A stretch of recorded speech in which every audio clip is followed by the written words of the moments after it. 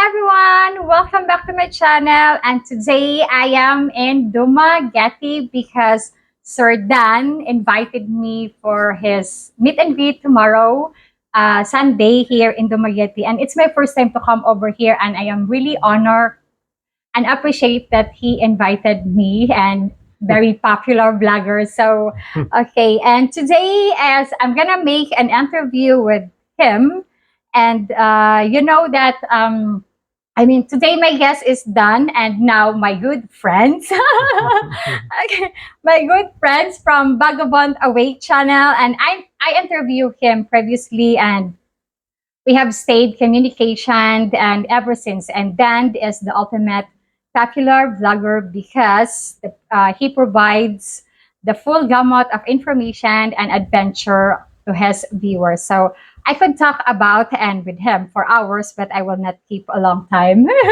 So, sir, welcome back to my channel, and thank you that you agree also to be on my channel again. Well, thank you, Sharon. Happy to be here. Okay. It's nice to meet you in person finally. Okay.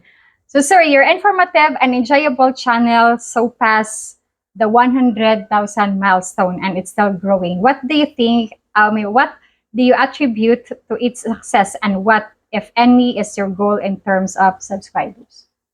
I suppose I don't really have a subscriber goal. I think in the end, it's really whether or not people are viewing your videos. So the more viewers, the better. But it doesn't hurt to have subscribers, because then people often they'll email you and offer you things to do promotion. I haven't done much of that myself, but someday maybe I will. But what do I attribute to my success to?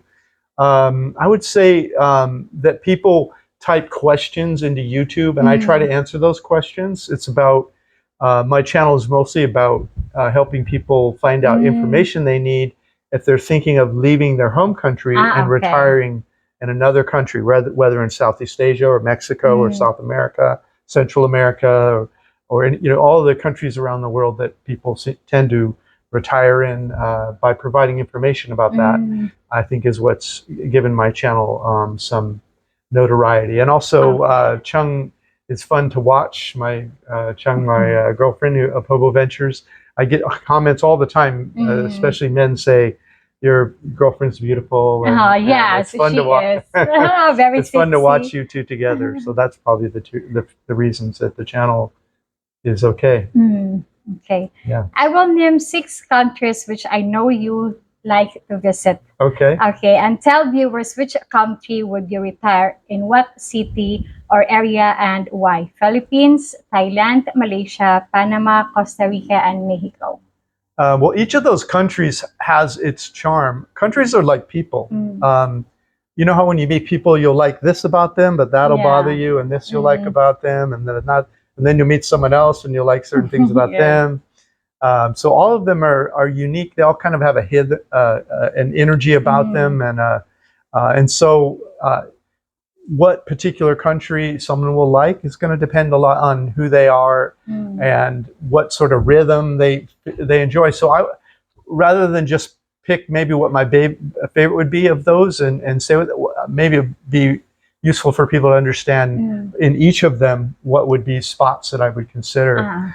So I don't remember the order, but I'll try to go through those. I would say in somewhere like Panama. Panama is in Central America. It's between North and South America, and it's on the Caribbean side on one side of Panama, and the other side is the Pacific Ocean. And Panama is there's probably 2 places there I would enjoy retiring. One would be Boca del Toros, which is a Caribbean island paradise kind of place. But it is warm there. It is in the Caribbean, but it has the white sand beaches and turquoise water, like you'll see in many parts of the Philippines, and the beautiful fish and whatnot in the water if you're a snorkeler or a diver. But if you like cooler weather, up in the mountains, there's a city called Boquete, which is very green, lush rainforest, one of the most beautiful places in the world to drive around. So in Panama, those would be my 2 choices. Let me go through these, and then I'll talk about which ones I would retire in.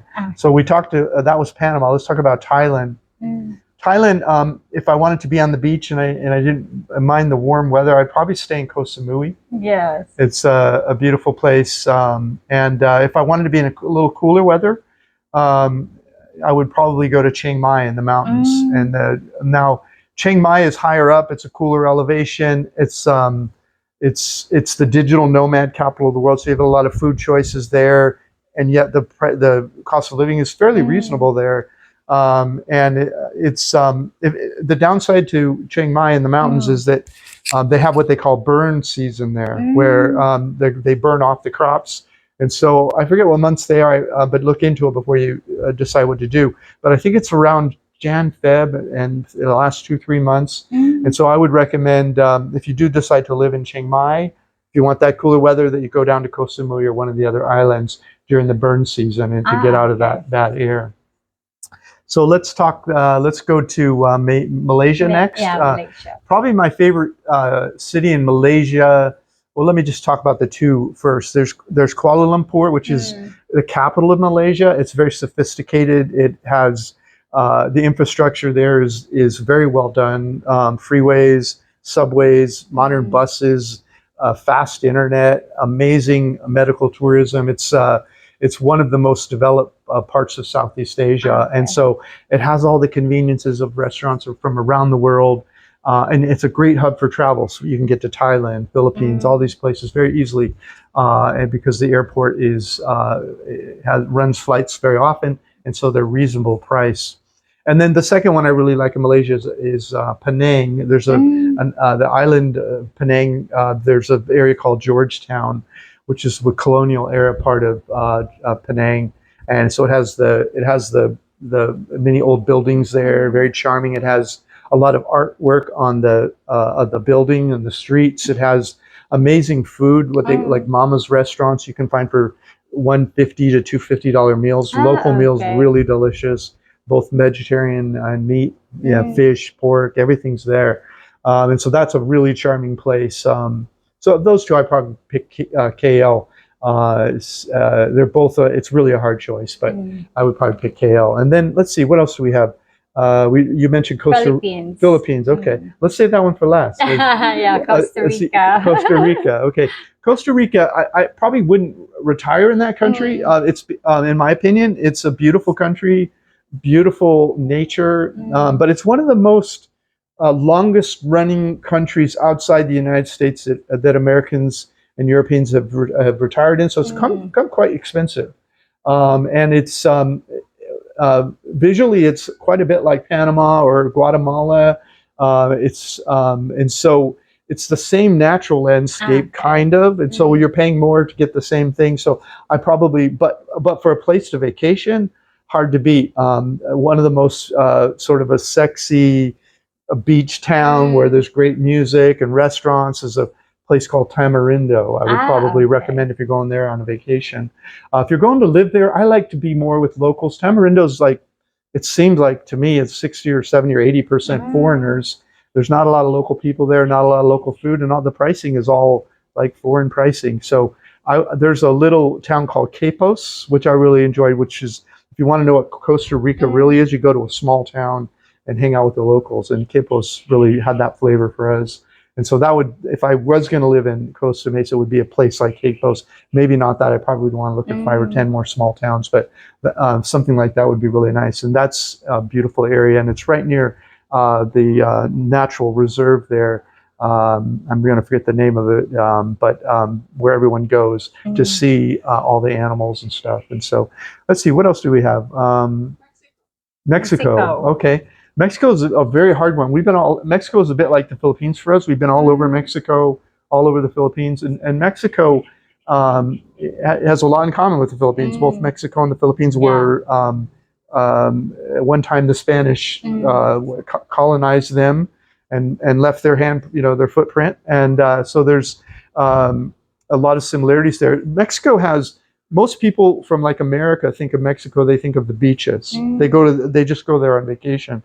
You have on the West Coast, you have places like Acapulco and Puerto Vallarta and Mazatlan, and then in the South, got 10 different beaches. So, and then on the Caribbean side, you have Cancun, Playa del Carmen, Puerto Morelos. And so, but in the middle, most people don't really know this, but there are all these gorgeous colonial era cities that were built while the Spanish were still in charge of Mexico, and they're built in the 1520, 1580. So they have these cobblestone streets and gorgeous cathedrals and amazing food and rolling hills, mountains, huge mountains, even snow, and so Mexico is a hard place to really pick where to live. But probably my favorite city in Mexico is called Querétaro, and it's at a high elevation. I don't remember how high, but it's cool year round. Not cold, just cool. So it's not the kind of Mexico most Americans think of, but it's really clean and beautiful and great food and very, in my opinion, it's one of the safest places, and it's certainly in Mexico. And so I really love Querétaro. There's many others that are just as charming. And for beaches, if you like the warm weather, I probably would, I don't know, that's a tough call. Either Puerto Morelos on the Caribbean side, or maybe Puerto Escondido on the Pacific.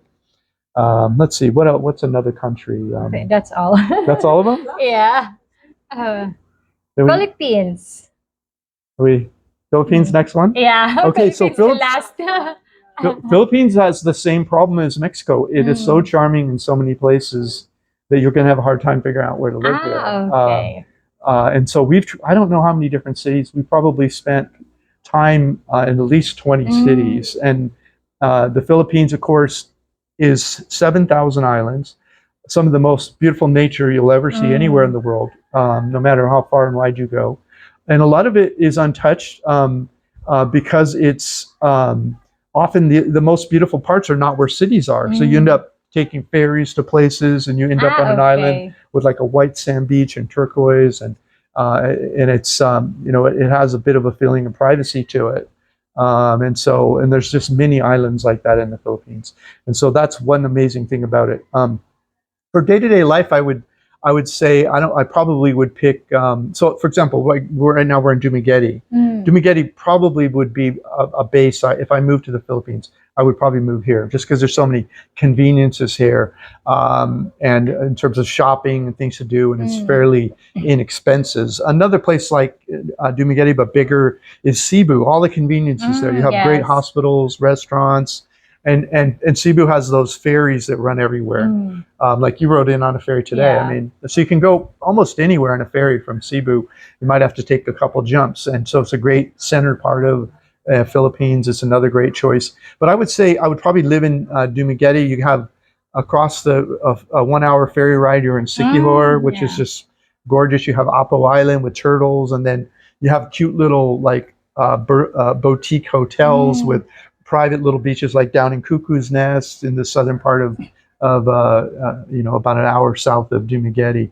But then if I wanted cool weather, I would head up to Baguio, which is up in the mountains in Luzon, and that's a magical place. And it's not just cool weather. It's a university town, and it has a high influence from the university students. The arts are there, music, food, everything's.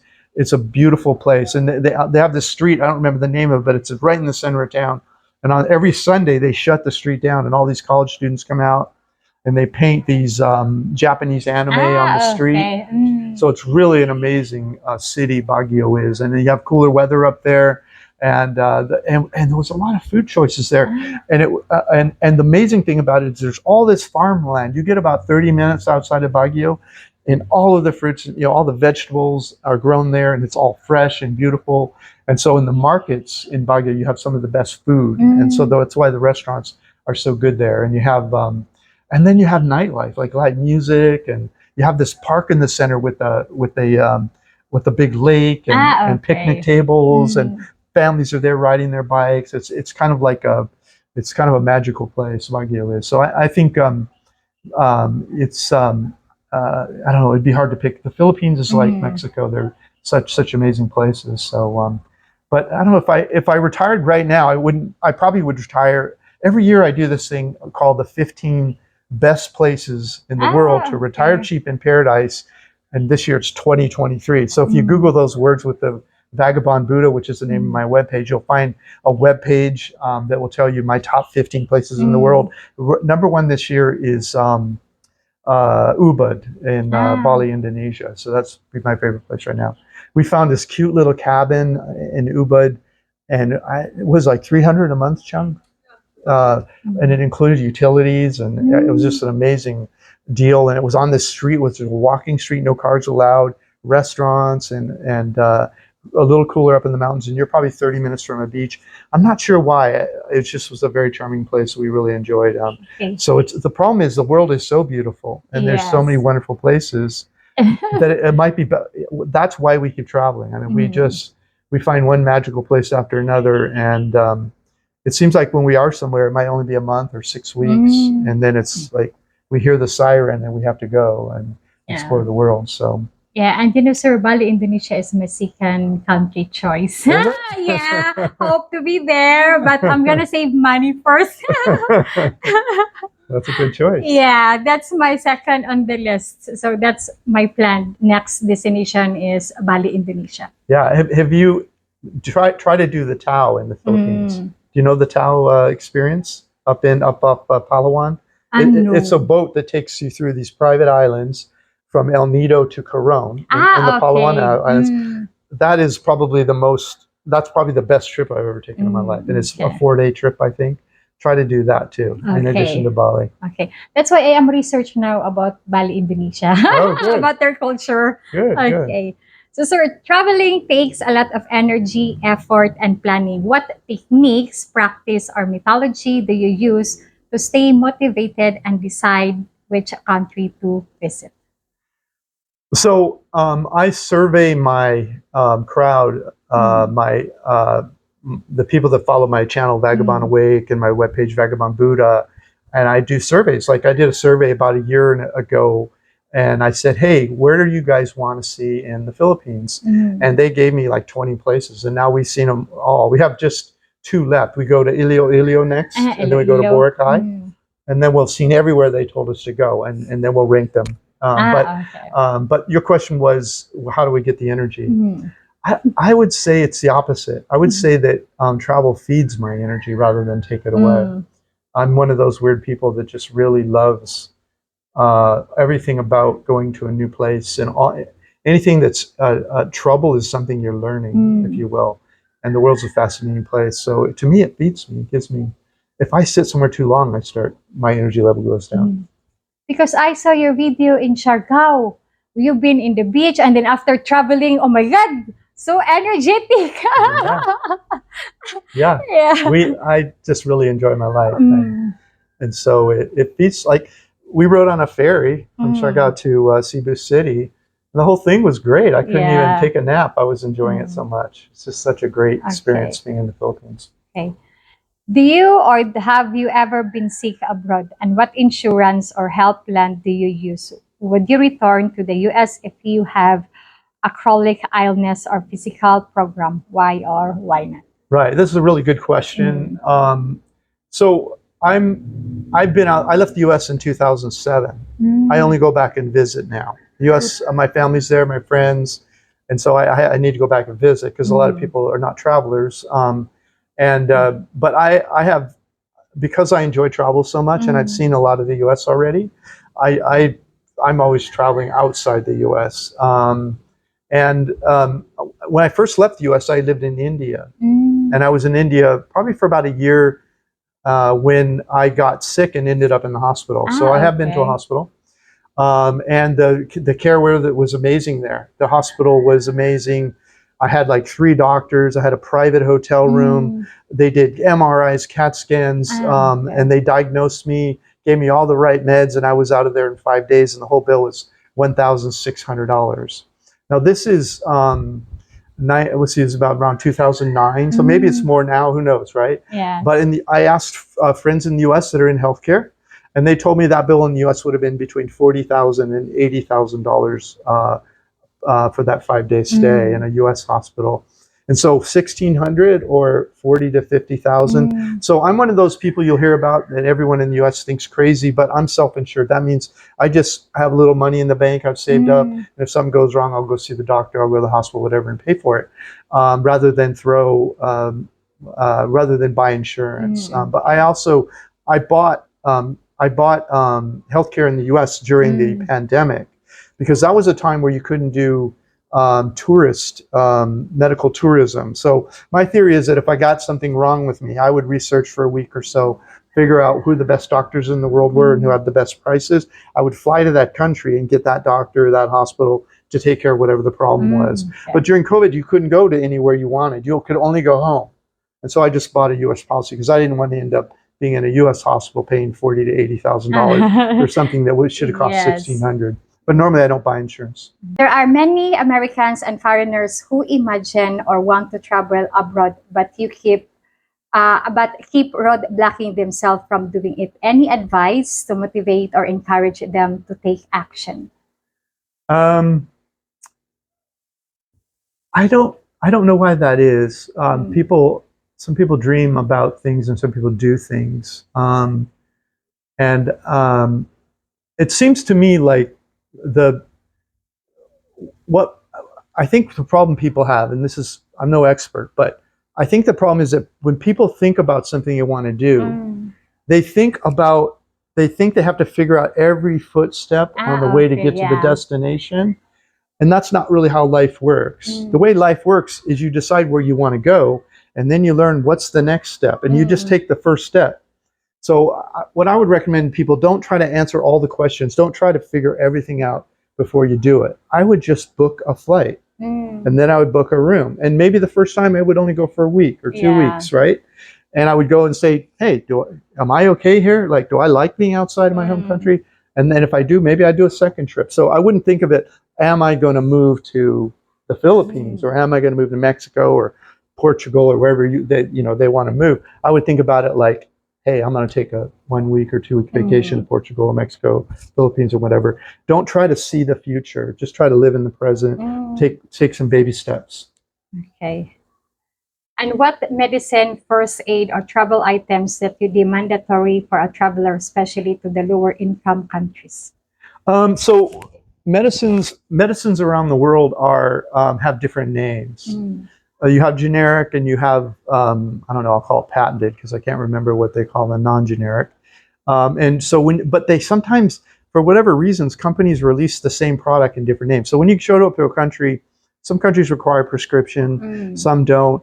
And so you'll show up at a pharmacy and say, can I have this drug? And they won't know what the drug is. Yes. And so the best thing is to know what the chemicals are in it and say to the pharmacist, do you have anything with these chemicals in it? And then look at the chemicals, see if they match. But I wouldn't do that. What I probably would do instead is I would make sure I had a 30-day supply before I left my home country, so that so I had time to go through that mental process of finding drugs. But I don't really, let me see, do I carry anything? I don't really carry anything. You can get painkillers, and I don't take any pharmaceuticals, everything, I'm in good shape. So I don't really need to buy drugs or carry drugs with me. So, Okay. yeah. And sir, do you recommend women traveling alone? You decide to leave the United States and become a traveler and YouTuber. You seem quite business-minded and very intellectual. I think women have as much right to travel as men do, and I don't think they should limit themselves in any specific way other than men, other than their own ability to get through life this long. So when you're a woman, you've gotten to whatever age you are because I don't know, I'll call it, you have a sense of people.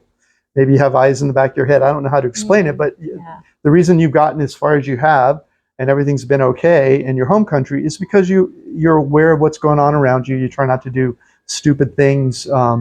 When you're in a new place that you don't know what the game is, or you're new in town, you probably go home a little earlier. But after you've been there a few weeks, you slowly watch your parents walking with their kids. Or is it an evening park where families are walking together? You should kind of keep an eye on what the locals are doing.